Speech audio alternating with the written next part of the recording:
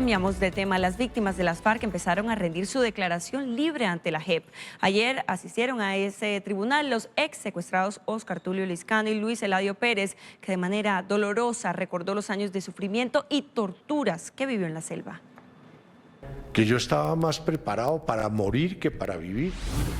Nosotros no podíamos creer que después de 7 años, una sociedad que había sido absolutamente indiferente con nosotros, se acordase de unos secuestrados que nos estábamos pudriendo en la selva. Y emanaban todo su resentimiento con nosotros, burlándose, cuando uno ya no daba más en las marchas, cargando pesos de 20 y 25 kilos en las espaldas, y los tipos burlándose, casi que lo agarraban a una patadas para que, bueno, o camina HP o aquí lo fusilamos. Pues el doctor Óscar Tulio Liscano está aquí con nosotros en el set de Noticias RCN. Bienvenido, buenos días, doctor Liscano. Bienvenido, Juan. Me alegra mucho tenerlo acá. Muy amable. Doctor Liscano, ¿qué pasaba por su cabeza mientras usted ofrecía ese testimonio ayer a los magistrados de la Justicia Especial? ¿Se revivió todo nuevamente en su cabeza? Sí, fue una carga emocional muy grande cuando uno empieza a narrar y frente a un tribunal que quiere conocer la verdad de lo que pasó durante el secuestro mío y el secuestro de todos los que han estado en esta misma situación. Usted, doctor, habló generosamente del perdón. Dijo una frase que llama mucho la atención y es: el perdón suspende a uno la condición de víctima. ¿Qué quiere decir? ¿Hay perdón pero no hay olvido, no hay impunidad? Sí, ciertamente, Andrea. El perdón le suspende a uno la condición de víctima, porque uno de seguir con odios, rencores, es estar mentalmente secuestrado. Y uno debe liberarse.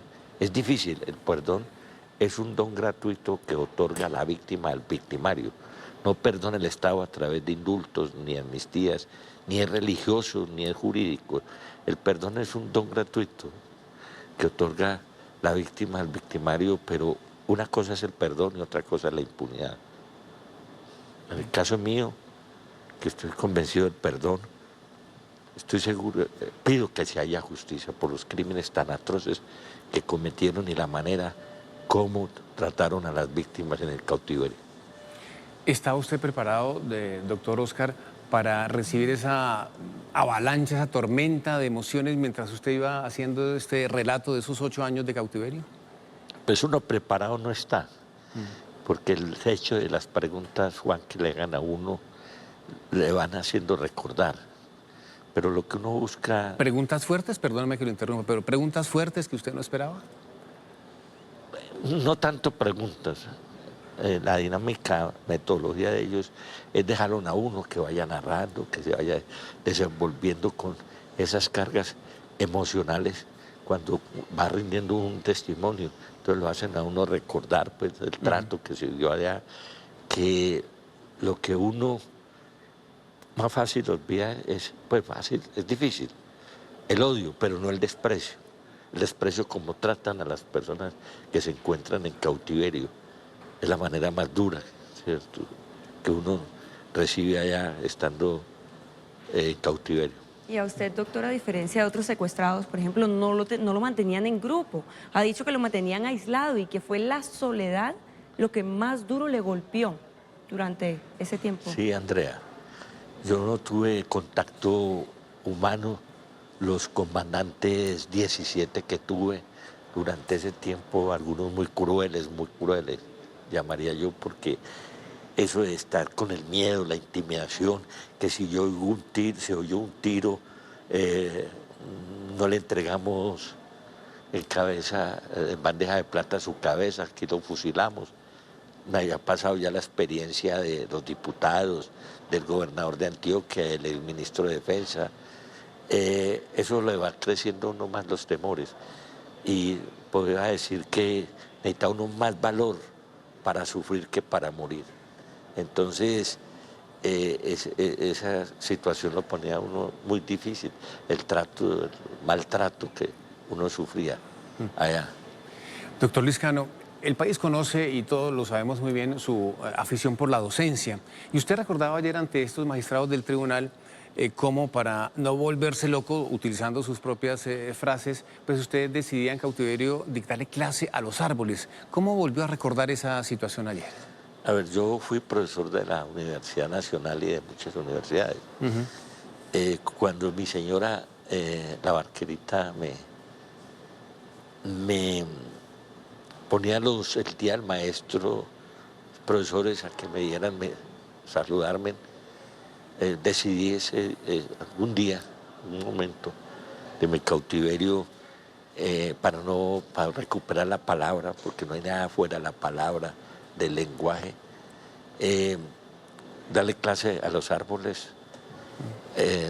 Saqué un cuaderno y puse a todos los árboles el nombre de mis alumnos, preguntaba y respondía yo mismo. Replicaba mucho lo de Diana Uribe cuando oía por radio, que a uno le daban un radio, oía por radio sus historias, y eso lo replicaba. Entonces esa misma pregunta le hacía a los alumnos y yo mismo me respondía. Usted también habló, doctor, con los magistrados del secuestro de su hijo. Esto mientras estaba en cautiverio, ¿fue lo más duro de todo este proceso? Sí, por supuesto. Fue el umbral más alto del dolor al que yo llegué, Andrea. Estando uno inerme, impotente, con 6 años ya de cautiverio, deteriorándose uno, la salud cada vez más, porque yo rebajé 60 kilos, vi el sol 2 veces en las selvas del Chocó, 2 veces durante 9 años, rebajé 60 kilos, ya era una piltrafa humana, ya estaba muy mal, ya me habían dado 5 paludismos. Cuando una mañana cualquiera recibo la noticia que mi hijo menor Juan Carlos ha sido secuestrado, pues necesita uno mucho valor para sobrevivir, y más angustioso es oír los mensajes de mi señora, de la familia. Es muy duro porque no es solamente el dolor, el impacto que le causa, no. Ellos también sufren mucho, mientras está, por esa razón, uno está acá para luchar por las víctimas, para que se haga justicia, para que paguen por sus delitos, para que tenga una hija, un hijo, un familiar desaparecido, se sepa la verdad, qué pasó con él. Eso es lo que están necesitando la mayoría de las víctimas. Doctor Oscar Tulio, a pesar de toda esta tragedia tan horrible que no solamente vive usted, sino toda su familia, usted insiste en un tema que es el de rescatar la memoria histórica. ¿Por qué? Sí, porque no hay que cerrar la herida, hay que mantenerla abierta. Es lo que se dice en el manejo del conocimiento de todos estos casos que se han vivido en los conflictos en el mundo. Recordar es vivir y hay que estar, porque hay una frase que se cuña mucho: quien no conoce la historia está condenada a repetirla.